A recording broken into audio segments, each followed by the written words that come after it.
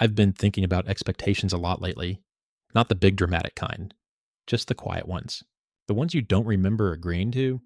Somewhere in my late 20s, I started believing that life was supposed to feel smoother than it actually does. Not easy, just less annoying, fewer delays, less effort, less friction. And I didn't announce that belief out loud. It just showed up in how irritated I felt when something took longer than it should, when a line moved slowly, when I had to cook after work, when something mildly inconvenient happened, and my first reaction was this tight little thought: there has to be a faster way. At the time, it felt reasonable, like progress, like adulthood. I told myself this was just what stability looked like. But looking back, I can see how that expectation quietly rewired how I spent money. I wasn't buying things because I wanted more. I was paying to avoid feeling annoyed. And once that expectation settled in, it didn't stay small. It just kept asking for more protection. Food was where it became obvious, at least in hindsight. Not restaurants, not special nights out, just delivery. The idea that after a long day, dinner should be easy, effortless. I'd open an app, see a meal listed at $12, and feel like that was reasonable. Normal. By the time it showed up, it was $26. Fees. Tips. A drink I didn't plan on. Maybe a side, since I was already paying. And I almost never flinched. 3 times a week didn't feel like much. That was my math. 3 deliveries a week is roughly $75 extra. Over a year, that's close to $4,000. I remember actually doing that calculation once and immediately telling myself it didn't count, that it was temporary, that I was busy, tired, deserving. What bothered me later wasn't the number. It was realizing I wasn't paying for food. I was paying to protect an expectation that I shouldn't have to feel tired and inconvenienced at the same time. And once I noticed that, it was hard to unsee how often I did that everywhere else. Subscriptions crept in the same way, quietly. None of them felt irresponsible on their own. $9 here, $12 there. A few dollars to remove ads, a little more storage, access to something I might use someday. I told myself they were small enough to ignore, which somehow made them permanent. I rarely canceled anything because part of me expected things to be available whenever I felt like reaching for them. Entertainment, convenience, backup options. I liked knowing they were there even when I didn't touch them for months. One night I added them up. Not aggressively, just out of curiosity. It came out to a little over $90 a month. That's more than $1,000 a year, for things that mostly blended into the background of my life. What sat weird with me wasn't the money. It was how little I noticed any of it. The expectation wasn't enjoyment. It was access.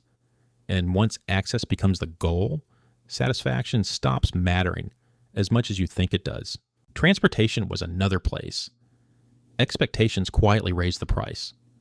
Ride shares instead of buses. Paid parking instead of walking an extra block. Toll roads because stopping felt like failure. I started treating time like something money should automatically buy back. $6 here to save 10 minutes. $8 there to avoid traffic. On paper, it looked efficient, modern, grown up. What I didn't look at for a long time was how often that added up. $10 a day doesn't feel like anything. Over a work year, that's about $2,500. And the uncomfortable part wasn't the math. It was realizing that most of the time I saved didn't turn into anything meaningful. It dissolved. Scrolling, zoning out, waiting for the next thing. I wasn't buying time. I was buying the feeling that I shouldn't have to be slowed down. And the more I paid for that feeling, the less patient I became when I didn't get it. Housing was trickier because it felt serious, adult, permanent. I wasn't chasing luxury, at least that's what I told myself. I just wanted a little more space, a better location, newer appliances so nothing broke at the wrong time. Each upgrade felt logical on its own. An extra $300 a month for quiet, another $200 for convenience. It didn't feel reckless. It felt like progress, like proof I was doing life correctly. What I didn't really sit with was how quickly those numbers stopped feeling temporary. $500 extra a month is $6,000 a year. Over a few years, that's real weight. And the strange part is how invisible the benefits became. The extra space turned into empty corners. The newer appliances just became normal. I wasn't happier. I was just locked into a higher baseline. The expectation wasn't comfort anymore. It was that comfort should be constant.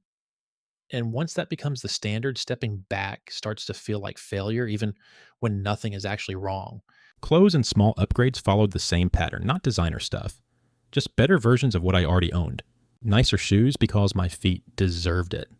New jackets because the old one looked a little tired. Replacing things early because I didn't like the idea of wearing something past its peak. I told myself it was about quality, about taking care of myself.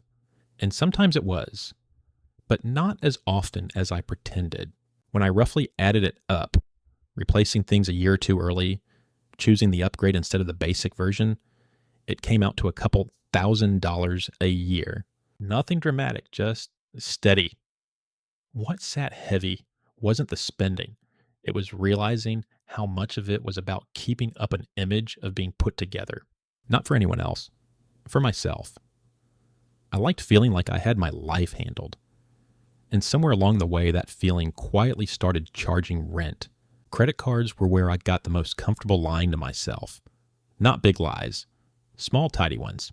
I told myself the balance was temporary, that next month would be lighter, that future income would smooth everything out. Carrying a couple $1,000s didn't feel dangerous because it wasn't dramatic. It just sat there, quiet, manageable, adult. I avoided looking too closely at the interest because it threatened the story I was telling myself. A $3,000 balance at around 20% interest costs roughly $600 a year just to exist. That's before you even touch the principal. When I finally did that math, I remember feeling this low, dull discomfort. Not panic, just disappointment. This is the part I didn't want to look at first, because once you see it, you can't unsee how much money you're paying to protect the expectation that things will sort themselves out later. Social spending felt different because it never looked like a choice. Birthdays, group dinners, weekend trips. It always started with we're all going, and somehow that made the price secondary. $80 here, $150 there. I rarely asked whether I actually wanted the experience as much as I wanted to avoid feeling like the odd one out. Saying yes felt easier than explaining.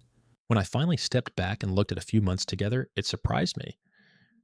2 or 3 events a month at around $100 each adds up to over $3,000 a year. I never felt reckless spending it. I felt normal, included. But the quiet weight came from realizing how much of that money wasn't buying joy, it was buying relief. Relief from awkwardness, from opting out, from questioning expectations that no one ever really said out loud. Workdays had their own set of expectations, and I barely noticed them forming. Somewhere along the way, I decided that getting through the day deserved small rewards. Coffee in the morning because waking up felt hard. Lunch out because the afternoon looked long. A snack, a drink, something to break the rhythm. None of it felt indulgent, it felt earned. $5 here, $12 there, maybe $20 on a day that felt especially heavy. I remember once doing the math without trying to scare myself. Just being honest, $15 a work day is about $300 a month. That's $3,600 a year. What made me uncomfortable wasn't the number. It was realizing how automatic it had become. Effort now expected immediate relief. Spending became the punctuation mark between blocks of stress. And once I noticed that, I started wondering how often I confused rest with consumption, and whether my expectations had made actual rest feel incomplete without a receipt attached to it. Technology upgrades were another quiet agreement I never remembered signing. Phones, plans, accessories, nothing extreme, just staying current, smooth, fast. I'd tell myself I needed the better plan for reliability, the new phone for productivity.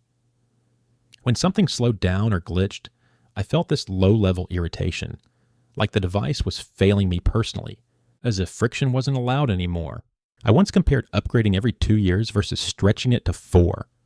The difference with phones, plans, and little add-ons came out to several $1,000s over a decade.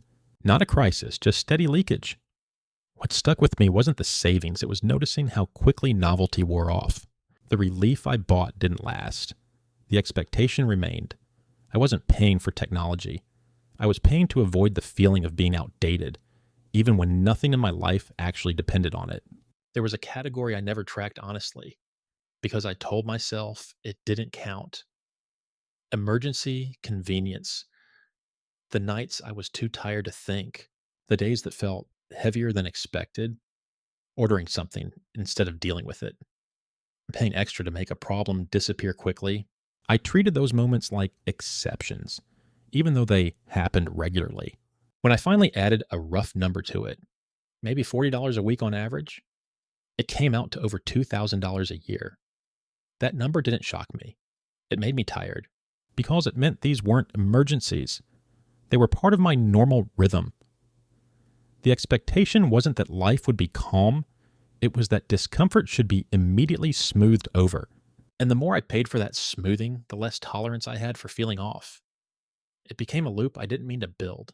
Travel brought its own expectations, even when I kept it modest. Not luxury trips, just small upgrades. Better seats so my knees wouldn't ache. Shorter routes to avoid stress.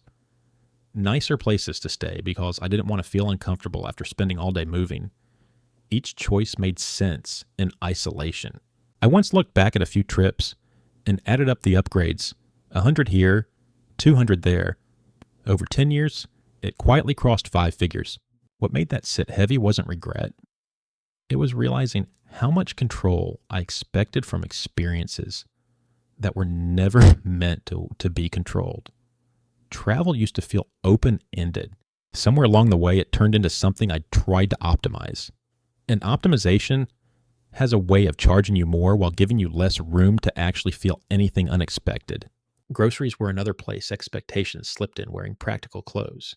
Health, quality, being responsible.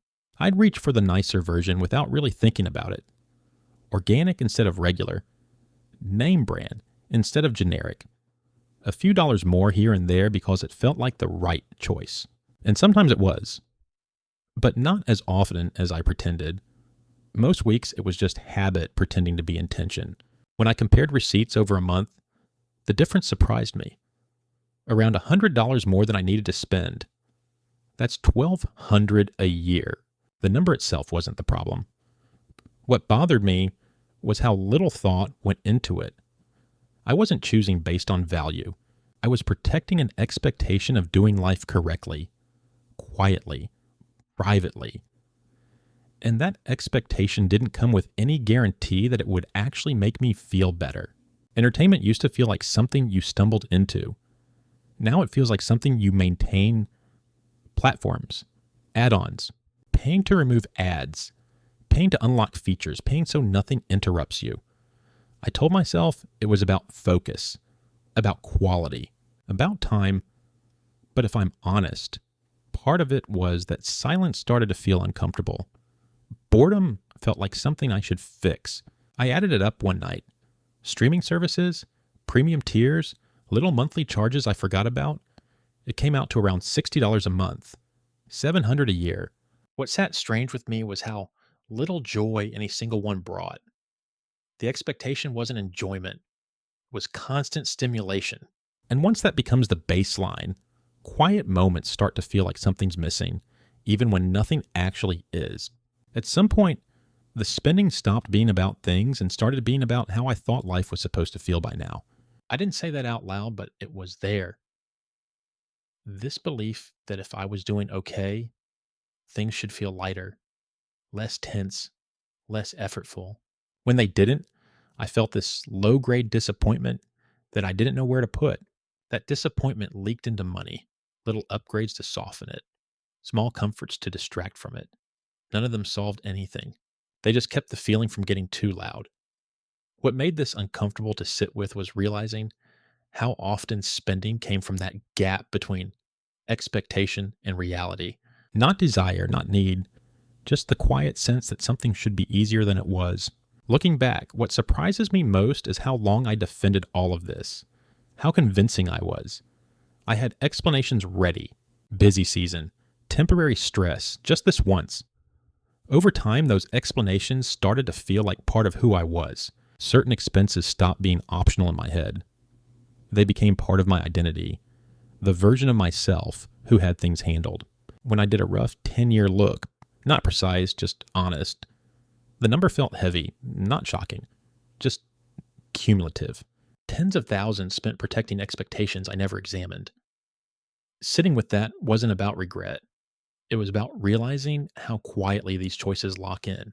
Once they're attached to who you think you are, letting go starts to feel like losing ground, even when nothing real is actually being taken away. The thing about expectations is they escalate. What once felt like a treat becomes normal. What was normal becomes required. And anything below that starts to feel like a downgrade. I noticed how uncomfortable I felt, even thinking about going back. Cooking more, waiting longer, choosing the slower option. Not because it was impossible, but because it felt like failure. That feeling is expensive because it means the bar only moves in one direction. I rarely asked whether my life actually needed that higher standard. I just adjusted around it, paid to maintain it. And the strange part is how little satisfaction it gave me. The expectation didn't make life better. It just made the idea of less feel worse. There's also an energy cost that doesn't show up on statements. The mental load of maintaining a certain standard, keeping up subscriptions, managing payments, feeling pressure to sustain a lifestyle that no longer feels intentional. I didn't connect that stress to money at first. It just felt like background noise. Over time, I started noticing how often financial pressure showed up as mental fatigue, not panic. Just this constant hum. Expectations demand maintenance. They don't relax. And the more money you use to prop them up, the more they expect in return. Sitting with that connection was uncomfortable because it meant some of my stress wasn't coming from lack of money. It was coming from the cost of keeping things exactly the way I thought they needed to be. Lately, I've started noticing expectations as they show up. Not fixing them, not correcting anything, just seeing them. That moment right before I spend, when I realize I'm not buying the thing, I'm buying relief, or speed, or a sense of normal. Sometimes I still go through with it. Sometimes I don't. The difference is that now it feels like a choice instead of momentum. What's strange is how that pause feels heavier than the spending ever did, because it asks a quiet question I used to avoid. What am I actually paying for right now?